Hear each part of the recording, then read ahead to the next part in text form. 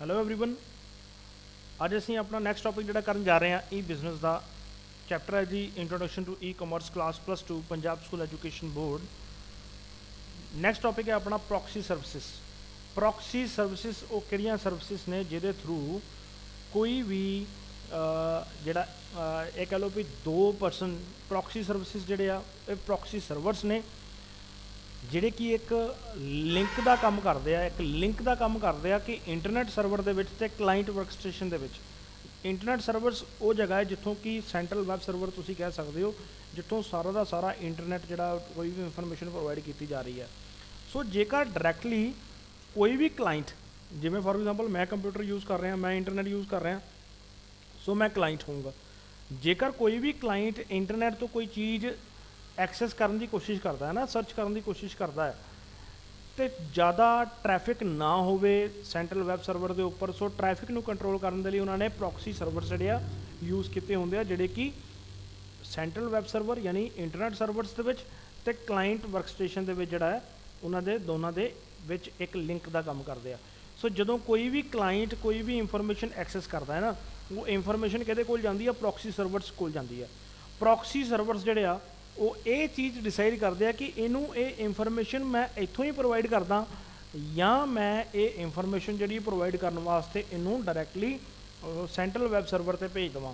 ਸੋ ਇਹ ਚੀਜ਼ ਡਿਸਾਈਡ ਕਰਨੀ ਹੈ ਪ੍ਰੋਕਸੀ ਸਰਵਰਸ ਨੇ। ਜੇਕਰ ਉਹਦੇ ਕੋਲ ਹਰ ਇੱਕ ਮਟੀਰੀਅਲ ਉਸ ਚੀਜ਼ ਦੇ ਨਾਲ ਰਿਗਾਰਡਿੰਗ ਹੈ ਤਾਂ ਉਹ ਉਸ ਮਟੀਰੀਅਲ ਨੂੰ ਆਪ ਹੀ ਪ੍ਰੋਵਾਈਡ ਕਰ ਦੂਗਾ। ਉਹ ਉਸ ਕਲਾਇੰਟ ਨੂੰ ਇੰਟਰਨੈਟ ਸਰਵਰ 'ਤੇ ਜਾਣ ਦੀ ਜਿਹੜਾ ਉਹ ਪਰਮਿਸ਼ਨ ਨਹੀਂ ਦੇਵੇਗਾ, ਉਹ ਉੱਥੋਂ ਹੀ ਉਹ ਸਾਰੀ ਇਨਫੋਰਮੇਸ਼ਨ ਪ੍ਰੋਵਾਈਡ ਕਰ ਦੇਗਾ। ਇਹਦੇ ਨਾਲ ਕੀ ਹੋਏਗਾ ਕਿ ਇੰਟਰਨੈਟ ਵੈਬ ਸਰਵਰ ਜਿਹੜਾ ਹੈ ਉਹ ਬਿਲਕੁਲ ਫ੍ਰੀ ਹੋਊਗਾ, ਉੱਤੇ ਜ਼ਿਆਦਾ ਟ੍ਰੈਫਿਕ ਨਹੀਂ ਹੋਊਗਾ, ਉਹ ਫਾਸਟ ਕੰਮ ਕਰੂਗਾ। ਸੋ ਜਿਵੇਂ ਜਿਵੇਂ ਵਰਕਲੋਡ ਜਿਹੜਾ ਵੱਧਦਾ ਹੈ ਨਾ ਕਿਸੇ ਵੀ ਇੰਟਰਨੈਟ ਸਰਵਰ ਦੇ ਉੱਪਰ, ਸੋ ਇੰਟਰਨੈਟ ਸਰਵਰ ਦੇ ਉੱਪਰ ਜ਼ਿਆਦਾ ਲੋਡ ਵਧਣ ਦੇ ਨਾਲ ਕੀ ਆ, ਡੇਟਾ ਐਕਸੈਸ ਜਿਹੜਾ ਨਾ ਉਹਦਾ ਟਾਈਮ ਜਿਹੜਾ ਹੈ ਉਹ ਵੱਧ ਜਾਂਦਾ ਹੈ। ਕਹਿੰਦਾ ਮਤਲਬ ਸਲੋ ਹੋ ਜਾਂਦਾ ਹੈ ਇੰਟਰਨੈਟ, ਜਾਂ ਕੋਈ ਵੀ ਇਨਫੋਰਮੇਸ਼ਨ ਅਸੀਂ ਵੇਖਣੀ ਹੋਵੇ ਉਹ ਇਨਫੋਰਮੇਸ਼ਨ ਮਿਲਣ ਦੇ ਵਿੱਚ ਬੜਾ ਟਾਈਮ ਲੱਗਦਾ। ਸੋ ਇਹਦੇ ਵਿੱਚ ਪ੍ਰੋਕਸੀ ਸਰਵਿਸਿਜ਼ ਦੇ ਵਿੱਚ ਇਹ ਵੀ ਚੀਜ਼ ਵੇਖੀ ਜਾ ਸਕਦੀ ਹੈ ਕਿ ਕਿਹੜੀ ਚੀਜ਼ ਕਿਸੇ ਪਰਸਨ ਨੂੰ ਸ਼ੋ ਕਰਨੀ ਆ, ਕਿਹੜੀ ਚੀਜ਼ ਕਿਸੇ ਪਰਸਨ ਨੂੰ ਸ਼ੋ ਨਹੀਂ ਕਰਨੀ। ਸੋ ਜਿਹਦੇ ਵਿੱਚ ਤੁਸੀਂ ਪੜ੍ਹੋਗੇ ਪੈਕੇਟ ਫਿਲਟਰਿੰਗ, ਇਹ ਪ੍ਰੋਕਸੀ ਸਰਵਿਸ ਦੇ ਅੰਦਰ ਹੀ। ਪੈਕੇਟ ਫਿਲਟਰਿੰਗ ਦਾ ਮਤਲਬ ਹੁੰਦਾ ਹੈ ਕਿ ਜਿਵੇਂ ਕੋਈ ਕੰਪਨੀ ਆ, ਮੰਨ ਲਓ ਕਿ ਉਸ ਕੰਪਨੀ ਦੇ ਵੈਬਸਾਈਟ ਦੇ ਉੱਪਰ ਬਹੁਤ ਸਾਰਾ ਕੌਨਫੀਡੈਂਸ਼ੀਅਲ ਡੇਟਾ ਜਿਹੜਾ ਹੈ ਉਹ ਪਿਆ ਹੋਇਆ। ਸੋ ਜੇਕਰ ਕੰਪਨੀ ਪੈਕੇਟ ਫਿਲਟਰਿੰਗ ਦਾ ਇਸਤੇਮਾਲ ਕਰਦੀ ਹੈ, ਪੈਕੇਟ ਫਿਲਟਰਿੰਗ 'ਚ ਕੀ ਹੋਊਗਾ ਕਿ ਉਹ ਸਾਰੀ ਇਨਫੋਰਮੇਸ਼ਨ ਪਬਲਿਕ ਹੋ ਜਾਵੇ ਜਿਹੜੀ ਕਿ ਇੰਨੀ ਜ਼ਰੂਰੀ ਨਹੀਂ ਹੈਗੀ, ਜਿਹਨੂੰ ਹਰ ਇੱਕ ਬੰਦਾ ਵੇਖ ਸਕੇ।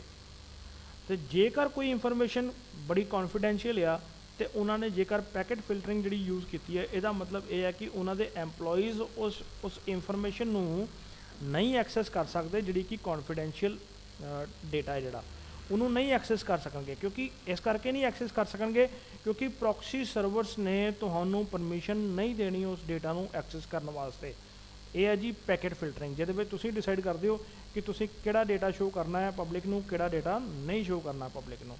ਸੋ ਬਹੁਤ ਸਾਰੀਆਂ ਇਹੋ ਜਿਹੀਆਂ ਚੀਜ਼ਾਂ ਨੇ। ਸੋ ਬੇਸਿਕਲੀ ਪ੍ਰੋਕਸੀ ਸਰਵਰਸ ਦਾ ਕੰਮ ਕੀ ਹੈ? ਪ੍ਰੋਕਸੀ ਸਰਵਰਸ ਨੇ ਇੰਟਰਨੈਟ ਸਰਵਰਸ ਨੂੰ ਥੋੜ੍ਹਾ ਜਿਹਾ ਸਪੇਸ ਦੇਣੀ ਹੈ, ਜਗ੍ਹਾ ਦੇਣੀ ਹੈ, ਅਤੇ ਥੋੜ੍ਹਾ ਇੰਟਰਨੈਟ ਨੂੰ ਸਪੀਡ ਨੂੰ ਫਾਸਟ ਕਰਨ ਵਾਸਤੇ, ਵੈਬਸਾਈਟਸ ਦੀ ਸਪੀਡ ਨੂੰ ਫਾਸਟ ਕਰਨ ਵਾਸਤੇ ਉਹਨਾਂ ਨੇ ਇੱਕ ਲਿੰਕ ਦਾ ਕੰਮ ਕਰਨਾ ਹੈ ਕਲਾਇੰਟ ਦੇ ਵਿੱਚ ਅਤੇ ਇੰਟਰਨੈਟ ਸਰਵਰਸ ਦੇ ਵਿੱਚ। ਜੇਕਰ ਕੋਈ ਕਲਾਇੰਟ ਕਿਸੇ ਵੀ ਡੇਟਾ ਇਨਫੋਰਮੇਸ਼ਨ ਦੀ ਡਿਮਾਂਡ ਕਰਦਾ ਹੈ, ਉਹ ਡਾਇਰੈਕਟਲੀ ਉਹ ਡੇਟਾ ਇਨਫੋਰਮੇਸ਼ਨ ਜਿਹੜੀ ਆ ਉਹ ਪ੍ਰੋਕਸੀ ਸਰਵਰਸ ਤੋਂ ਹੀ ਪ੍ਰੋਵਾਈਡ ਕਰ ਦਿੱਤੀ ਜਾਂਦੀ ਆ, ਬਗੈਰ ਉਸ ਰਿਕੁਐਸਟ ਨੂੰ ਇੰਟਰਨੈਟ ਸਰਵਰਸ 'ਤੇ ਭੇਜੇ। ਹੁਣ ਇਹਦੇ ਵਿੱਚ ਇੱਕ ਦੋ ਹੈਡਿੰਗਸ ਹੋਰ ਆਉਂਦੀਆਂ।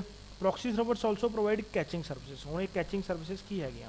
ਕਹਿੰਦੇ ਆ ਜੀ ਇਹਦੇ ਵਿੱਚ ਦੋ ਤਰ੍ਹਾਂ ਦੀਆਂ ਕੈਚਿੰਗ ਸਰਵਿਸਿਜ਼ ਆ। ਇਨ ਐਕਟਿਵ ਕੈਚਿੰਗ, ਐਕਟਿਵ ਕੈਚਿੰਗ ਦੇ ਵਿੱਚ ਕੀ ਆ, ਸਰਵਰਸ ਯੂਜ਼ਸ ਲੋ ਐਕਟੀਵਿਟੀ ਪੀਰੀਅਡਸ। ਸਰਵਰਸ ਜਿਹੜੇ ਆ ਨਾ, ਜਿਵੇਂ internet servers, central web servers, ਇਹ ਲੋ ਐਕਟੀਵਿਟੀ ਪੀਰੀਅਡਸ ਯੂਜ਼ ਕਰਦੇ ਆ ਕਿਸੇ ਵੀ ਇਨਫੋਰਮੇਸ਼ਨ ਨੂੰ ਡਾਊਨਲੋਡ ਕਰਨ ਦੇ ਲਈ ਜਾਂ ਸਟੋਰ ਕਰਨ ਦੇ ਲਈ।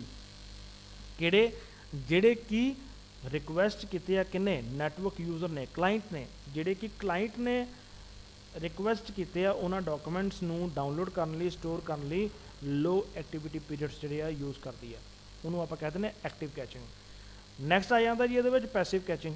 ਪੈਸਿਵ ਕੈਚਿੰਗ ਦਾ ਮਤਲਬ ਹੈ ਕਿ ਕੋਈ ਡਾਕੂਮੈਂਟ ਸੇਵ ਹੋ ਰਿਹਾ ਕਿ ਨਹੀਂ ਹੋ ਰਿਹਾ, ਉਹ ਸੇਵ ਹੋਊਗਾ ਕਿ ਨਹੀਂ ਹੋਊਗਾ, ਇਹ ਨੈਟਵਰਕ ਯੂਜ਼ਰ ਦੇ ਦੁਆਰਾ ਰਿਕੁਐਸਟ ਕੀਤੀ ਜਾਂਦੀ ਹੈ, ਉਹਨੂੰ ਕਿਹਾ ਜਾਂਦਾ ਜੀ ਪੈਸਿਵ ਕੈਚਿੰਗ। ਠੀਕ ਹੈ।